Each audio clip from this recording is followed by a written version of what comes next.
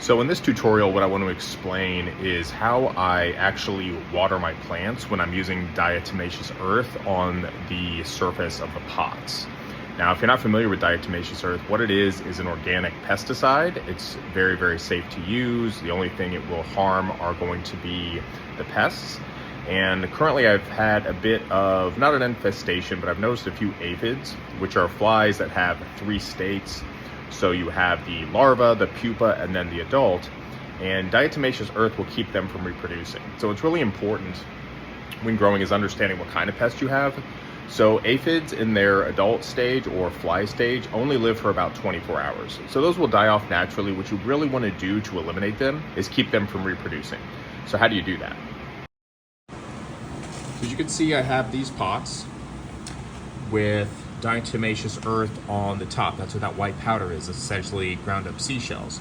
Now the thing that sucks about diatomaceous earth is when it gets wet, it no longer works.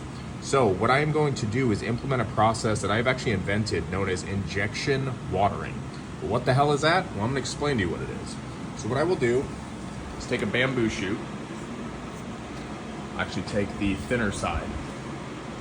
What I will do is I will actually make an indentation in the soil, like so.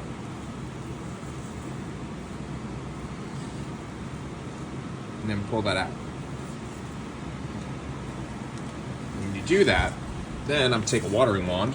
I'm gonna have 2 gallons here of my solution for a seedling, and then put it into that hole, and then actually water the plants from the bottom of the root base.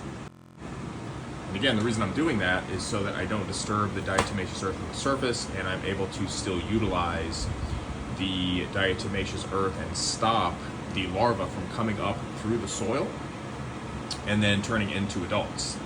And in doing that, I am able to make sure that the plants are still watered, but also taking care of the pests. That is something I promise you're never going to hear in a grow tutorial outside of Cannabis Home Grow Consulting. That is some old school serious hack, and it's taken me years to develop some of these processes.